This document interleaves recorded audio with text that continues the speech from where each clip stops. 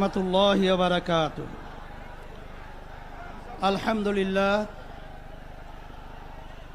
আলহামদুলিল্লাহি ওয়া কাফা ওয়া সালামুন আলা ইবাদিহিল্লাযীনা ইসতাফা। আম্মা বা'দ, ফাআউযু বিল্লাহি মিনাশ শাইতানির রাজীম। বিসমিল্লাহির রহমানির রহিম। যাহারাল ফাসাদু ফিল বাররি ওয়াল বাহরি বিমা কাসাবাত আইদিন নাস। সাদাকাল্লাহুল আলিয়্যুল আযীম।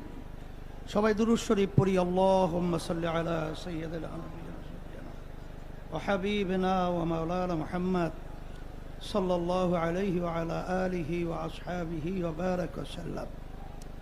শুকরিয়া আদায় করতেছি মহান রব্বুল আলামিনের দরবারে। রব্বুল আলামিন এই দেশের জনগণের ক্লান্তি লগ্নে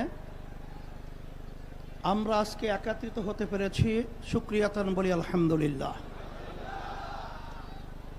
আমাদের আজকে সমাবেশের মূল লক্ষ্য উদ্দেশ্য সম্পর্কে আমরা ইতিমধ্যে বিভিন্ন পর্যায়ের দায়িত্বশীলদের থেকে গুরুত্বপূর্ণ আলোচনা শুনেছি। আল্লাহ কবুল করলে আরও শুনব। তবে আপনাদের কাছে পরিষ্কারভাবে আমরা আপনাদের মাধ্যমে বর্তমানে অন্তর্বর্তীকালীন সরকারকে আমরা জানাতে চাই যে আজকে আমরা রাজপথে একত্রিত হয়েছি কি দাবিগুলো আদায়ের জন্যে। বিশেষ করে জুলাই সনদের স্বীকৃতি সহ এই বাংলাদেশকে সুন্দর একটা দেশ তৈরি করার লক্ষ্যে যে জুলাই সনদ তৈরি হয়েছে, এই সনদের আইনি ভিত্তি জাতীয় নির্বাচনের আগেই এটা আমরা চাই এবং দিতে হবে। সমস্ত রাজনৈতিক দলগুলো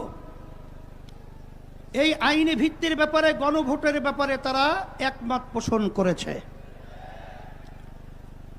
কিন্তু আজকে বাংলাদেশের ভিতরে উল্লেখযোগ্য যারা কয়েকবার দেশ পরিচালনা করেছে তার ভিতরে একটা দল হলো বিএনপি।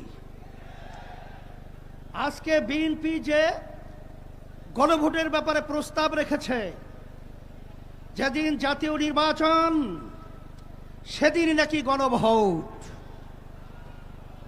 সম্মানিত আলোচকরা বলেছেন